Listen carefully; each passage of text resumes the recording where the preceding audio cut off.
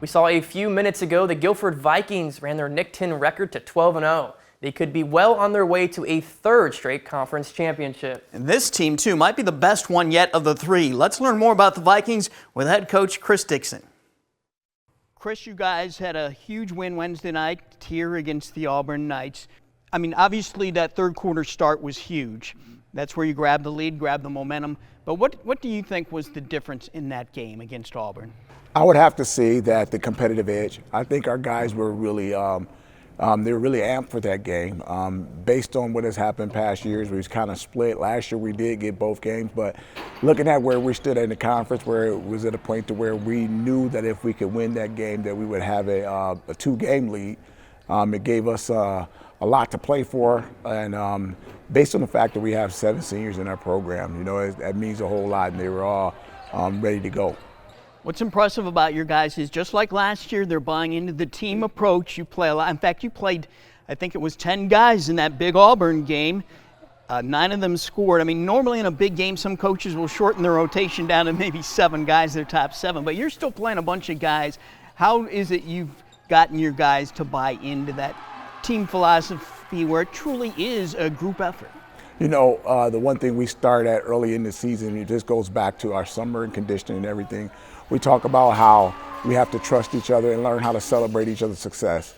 The one thing I try and tell the kids that on the next level, when they want to play college basketball, they're going to have to understand that it's 8, 9 kids that play, and so I try to get them to understand that here playing for us, so they're not having the expectations that are unreal when they go to the next level.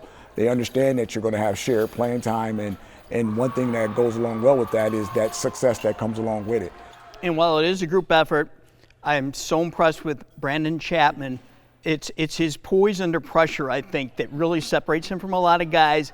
Is he really that calm? Is he just kind of got that ice water in his veins? Oh, man, he always has that kind of stoic look that's like, it's like no game's too big or no game's too small. It's something that, as a head coach, you love about him because, he doesn't get on the roller coaster ride and go way up and have to come way down. He just kind of rides a steady pace, which means a lot to your program. It means a lot to your players, when they can see one of the captains and one of the best players, and they can see that no matter what the game is or how a game, whether we're up 10 or down 10, he's staying focused and staying in the game mindset, and so that helps out everybody.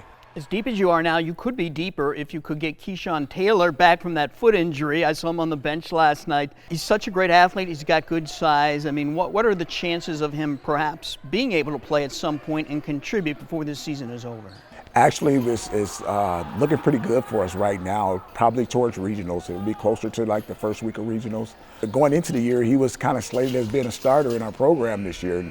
I think that bringing him on, it could give us a boost at the end of the year, which is what you can use a lot of times to get you over that edge.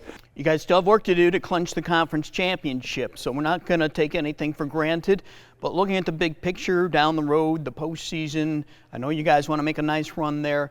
What is it maybe that you're preaching to your kids almost on a daily basis in practice that they need to be focused on if they really want to reach the goals they've set out to achieve? Coming into this year, like I said, we had a board that we wrote up, and we had our trust board and our goals. And one of my seniors, Isaiah's premise, he played football here, and he came with a slogan. He said, "Job's not done yet." So that's the kind of way we've taken this year. We've taken the approach this year, one game at a time, no matter what the situation. We've seen it before, and we've been there before.